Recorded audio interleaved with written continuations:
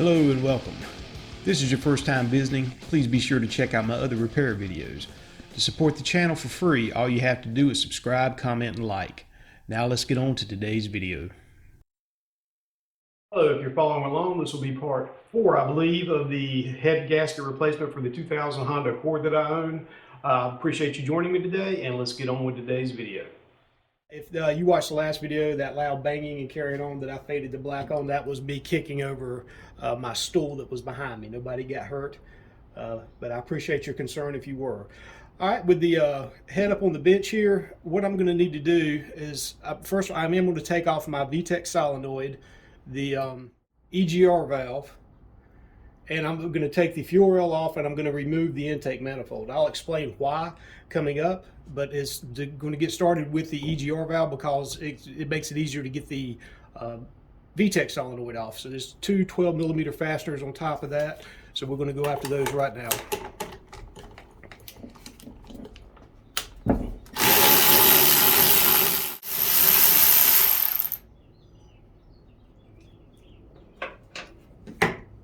It just pulls off, and there is a gasket in between your EGR and your intake runner there, so keep that in mind. And next we'll go after our VTEC solenoid. I believe those are 10mm. There's three. The one that's kind of back here is kind of hard to get to with the EGR valve. So if you're just doing this because you want your VTEC solenoid, go ahead and pull that because it's just really easy to pull and put back on.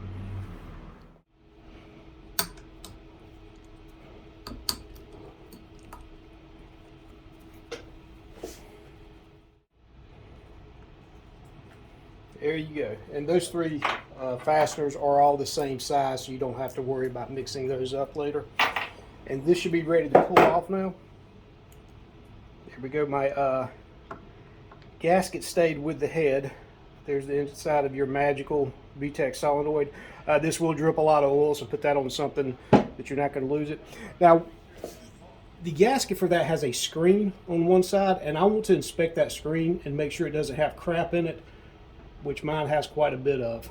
This is after the engine rebuild, so it's highly possible that I had with the bearing material and things getting into that when the engine was breaking itself in, and this could have very well caused the problems I was having with a P1259 code at the beginning of my build. I'm going to get this cleaned out and we'll put it back in, and we're going to check it again after the next oil change, and I'm going to see if I'm still catching material inside of that. Hopefully not. All right, as you saw, the screen on the VTEC solenoid was quite clogged up. That was actually metal that was down inside of that. At first, I was like, is this bearing material? I got it out, I got looking at it. It's very coarse and hard, and it reminds me back when I was putting this engine together. I had everything back together, and I was putting in the oil pressure switch on the back of the engine. It's a steel threaded, like a nut or screw that goes in, and you're screwing that into aluminum. And somehow I managed to cross thread that when I was putting it in. If you watched the video, you saw I was kind of complaining about it. So what I had to do to fix that is I had to actually crawl up under the car with a tap and re-tap that out. And I knew that it was going to likely get aluminum shavings into the oil patches there, so I greased up the end of my tap as best I could. I mean, slathered it, kept pulling it back out, cleaning the metal off, re-greasing it, going back in. Now that switch is after the oil filter in the system. So the oil comes through the filter, then it goes through your pressure switch, and then it goes into the head. And that's where it's getting into, then it comes through that and it goes into your VTEC solenoid. So that metal was not bearing material. That was actually the shavings from when I had to re-tap that out. Now, also what leads me to believe that's exactly what it was is the very first time I cranked that engine up, it immediately threw a 1259 code, which is VTEC failure. I had primed that pump prior to cranking the engine, and I'm sure that I worked that metal up and it got into the VTEC solenoid screen, which did its job. And hopefully I'm not going to have a problem with that in the future. I'll pull it back out one of these days after the next oil change, and we'll take a look at it. All right, back to the video. All right, the next thing I'm going to do is just going to make it easier to work, and it's not hard to do. And plus, you need to inspect your gaskets for your fuel injectors as well. Since you have it off, you might as well do that now. I am going to go ahead and pull the fuel rail. There's the only thing that needs to come off. I need to pull this vacuum hose here, and then that runs into your idle air control valve on the back of the. Oh, there you go. The intake manifold, the plenum or whatever. So then it's going to be a 10 millimeter fastener here and here. I'm going to go ahead and go after those.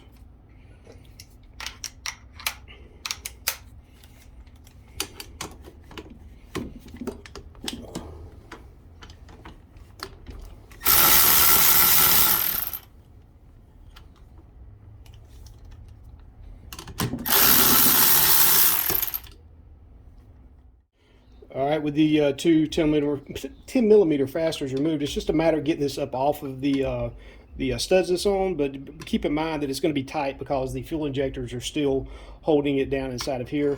So if you can get you a little pry tool or something, just kind of give it some gentle pops. Just kind of gently work it out of there. Do not get carried away.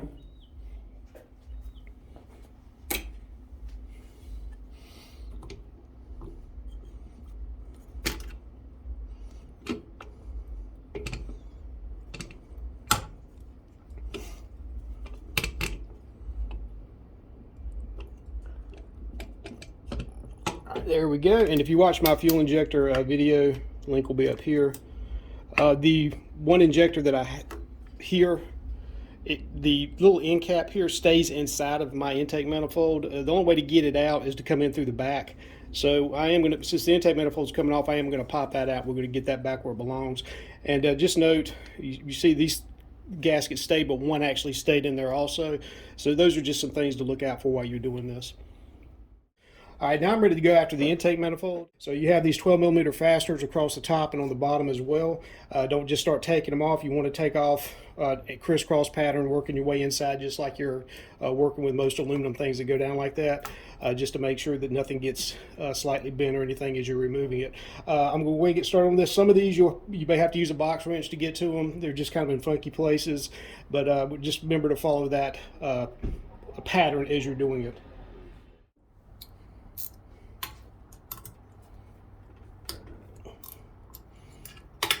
We got that one loose. Now I'm going to go for the one on the back, on the bottom here, and just continue in that pattern until I get them all. I'll be back when I'm finished.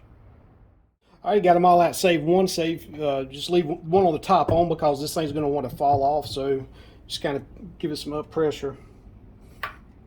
Get that rest of the way off from my finger, and just maintain, support it because it's going to try to fall backwards after this fastener is off. All right, with both hands, we're going to ease that guy off.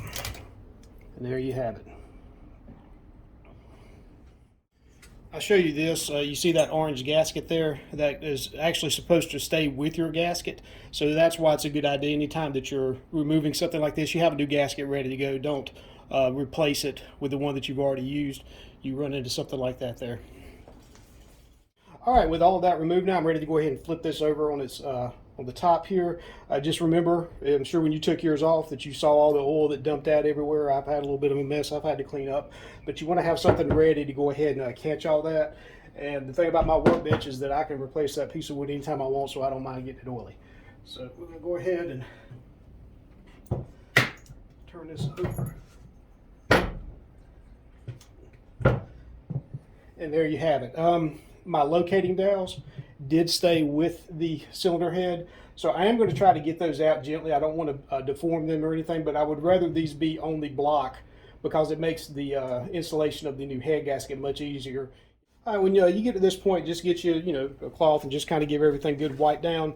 And what you'll find on your older engines, and if you haven't done this recently, that there's going to be a lot of buildup. There will be gasket material might have stayed with this, and it's just going to be a mess. It's going to need to be cleaned up.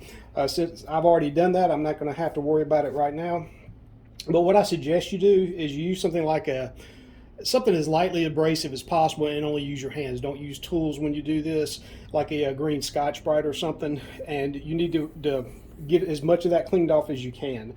You see, you can have some discoloration like I have here in different places on the mating surface, but what you want to do to check for that is just a fingernail test. You just take your fingernail and you run across where the discoloration's at, and if you can't feel it rise up where the discoloration is, then it's not going to be a problem for you. So this doesn't have to be look brand new like it just came out of a machine shop. It just needs to be clean and flat. So that's what you're looking for there. I'm also, if you've got this off, it's a good time to go ahead and pull your valves and get all of those cleaned up and reseat them and all. A video link here showing where I did this originally with this head. If you would like to go that far, I suggest you do. If you already got it to this point, there's no reason not to do the rest of it. Change out the valve seals, either replace the valves or get or clean these up as the best you can. Clean the combustion chambers, all the runners, the exhaust and intake runners, and use carb cleaner. So I've just got a little bit of build up here, so I'm just going to run some carb cleaner over the top of that, and then I'm going to come back and show you what we're going to do to check this head for flat. All right, you can see the progress I've made with the carburetor cleaner, which is just this product here, and I'm also just using an old toothbrush. So you spray that on and scrub it. Use your thumbnail a little bit if you need to, and just try to get most of that out. If you're going to tear this head down, then by all means go at it with a brass brush. The way I originally cleaned this, if you saw in the previous video, was with a Dremel with brass disc attachments on it, and just got into all these crevices. But to keep in mind, the valves were out of it. I took that thing and pressure washed it, cleaned it, pressure washed it several times before it made its way back onto the car. But if you're just doing it like I'm doing it, don't use any kind of wire brush, because those little bristles can fall somewhere maybe that they're not supposed to be, and you're not going to be able to see it. And it's probably not going to be the end of the world, but it's better to give the engine the best chance you can not to have any foreign particles in it. So I'm going to continue just a little bit more on this. I'm actually pretty happy with this. There's a couple places that I can get a little bit better. And again, get your mating surface clean with, like, say, a Scotch-Brite. And even with a Scotch-Brite, if you're using it and rubbing gently, you need to come in with a vacuum cleaner periodically and get all the dust out, because you don't want Scotch-Brite material down in your engine either. So let me finish up a little bit more, and I'm going to show you what we're going to do to check this thing for flat. All right, this is about as much elbow grease as I'm going to put into mine today. And again, all I'm doing is scrubbing it and actually using my thumbnail, which actually worked quite well to get a lot of it off. Some reason I was blessed with extremely strong thumbnails. I could probably break screws loose with it. I don't know about lady watchers out there. Is that something interesting to mate with? Strong fingernails? I don't know. I hope so. That's about all I got going for me. All right, with all that cleaned up now, we're going to go ahead and check this block for flat. Let me show you the tool that I bought for that. This is a straight edge for doing this exact type of work. This is the part number for it right here. I bought this on Amazon for less than $20. And what this is going to do, this is what it actually looks like here, is we're going to check to see that there's no gaps in the block in the head in different places. We're going to do the same thing with the block as well. The goal here is to have basically no clearance under this at all. Honda says that the maximum clearance that you can have between the mating surface and your straight edge is 0.03 of an inch. This is a feeler gauge here.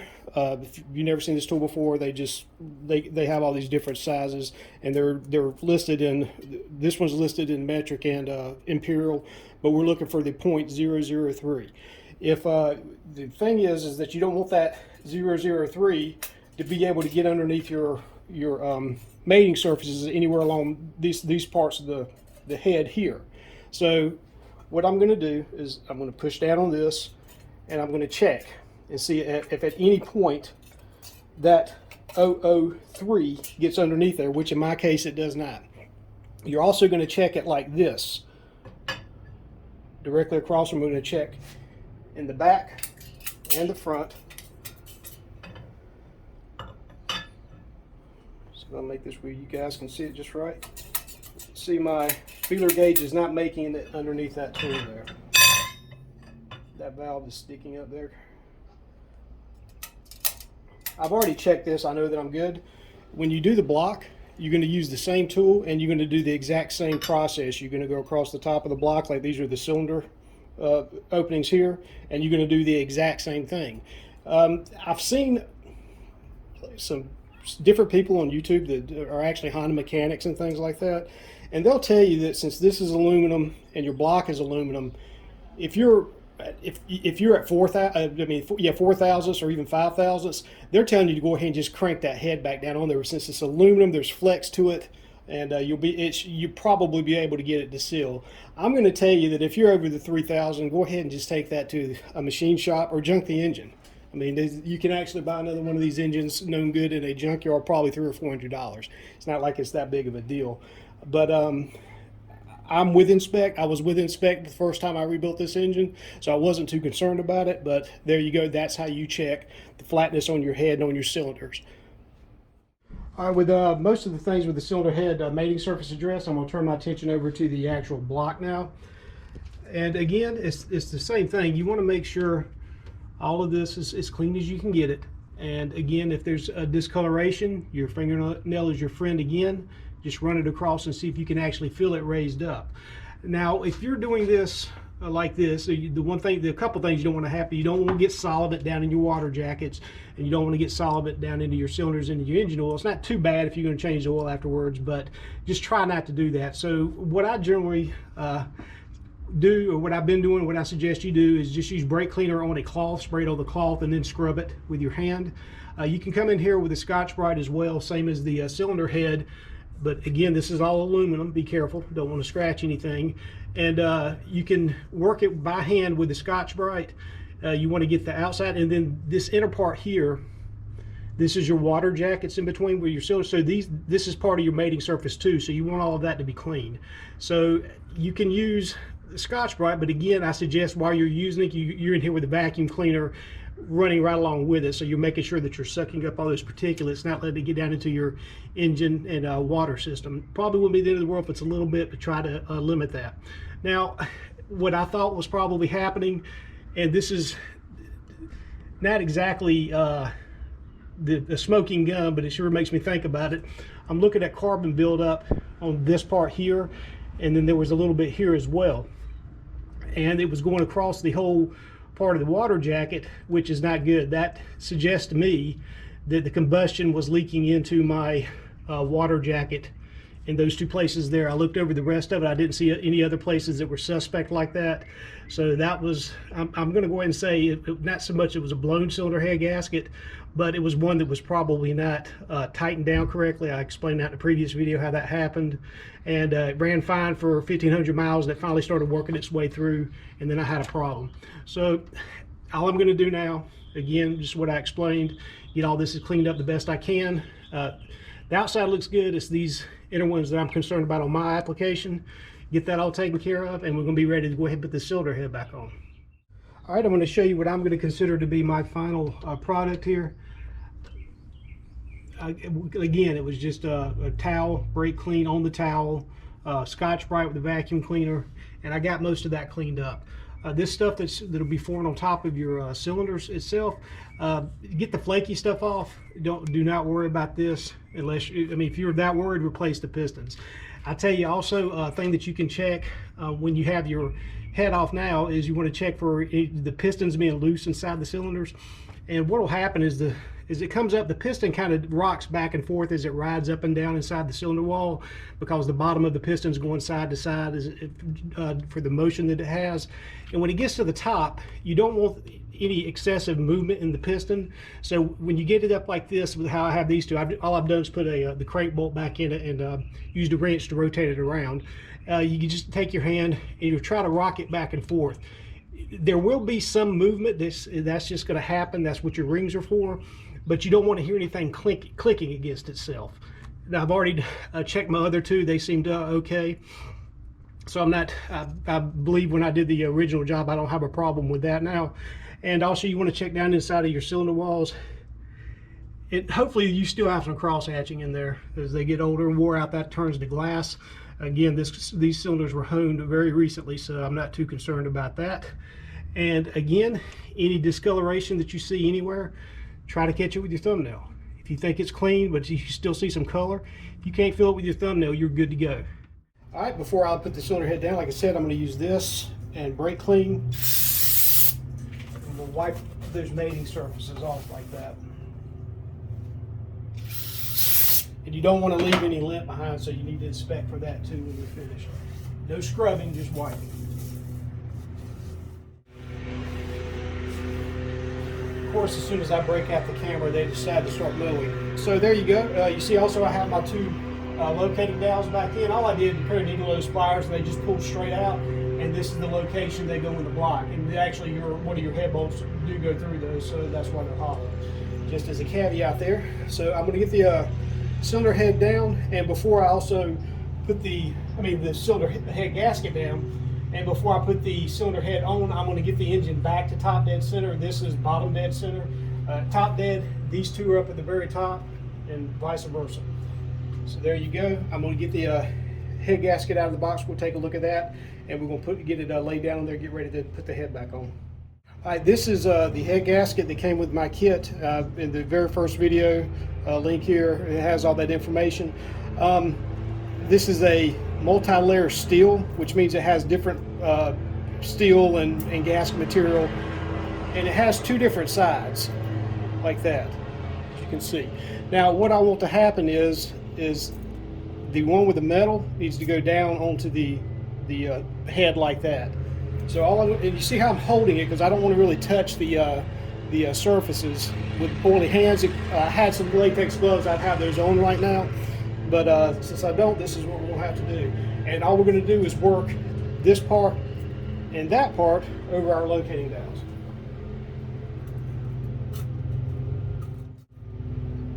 Installed. Now let's turn our attention to the head and get that ready to go. All right, with all this cleaned up and ready, I'm going to once again come in with this and brake clean. Whoops. Not a huge deal that happened, because that'll probably be dry before it hits anything. But again, we're not scrubbing, we're just getting any kind of oil left behind by our hands, or any stray little pieces of or bits of material that might have stuck to it. And when you're done, you want to also check for the make sure you don't have any lint that got left behind. All right, I'm not going to put the intake manifold back on it. I'm going to do that once it's in the car. This is just it's too awkward to handle for this part, and I want this to be exactly right this time, so no shortcuts. I'm going to get this on, even though it's going to be a pain to put that intake manifold back in the car. It's the bottom bolts that are the big problem to get that back in, but I'm just going to have to suck it up. All right, let's get this foot back down. All right, I've already gone through. I make sure I had my timing belt and all these little components out of the way. I want a straight shot to this. I don't want to have to do anything where it's going to move, or maybe cause an abrasion on any one of those gaskets or something like that. I'm going to just come here and put it straight down. Now before I bring the head in, I do need to get those cylinders back up the top dead center, the number one here. I'm going to use my ratchet. The way things are set up right now, I have to rotate the engine actually clockwise, which is not the way this engine spins, but without the head on it, it's not going to be a huge deal. Okay, that is close enough to top dead center. Just as it came up, I saw it just start to go back down, so I know I'm right there. It doesn't have to be exact right now. And on the head itself, we're going to check and make sure that our cam gear is showing at the up position, so that way this is going down almost in time, so we don't have any collisions between any of our valves and pistons. All right, and the last thing before you put the cylinder head back on, this is the spoke here that I was referring to on your cam gear. Has the word up on it. Mine has a mark on it. It's where somebody had replaced the timing belt once upon a time. They put paint on it so it makes it more easy to see. This thing has these little marks here and here as well. They'll line up flat with the top of the head. We're not worried about that right now. We just need it almost. It doesn't have to be exact. We're going to worry about exact when we time the engine. But if for some reason yours got turned, you can come in with a 14mm ratchet and you can turn it by hand to get that back to up. So this is ready to set back down. On my cylinder head now, and just you want to try to drop it straight down. You don't want to let it rub any more than you have to. Do your best.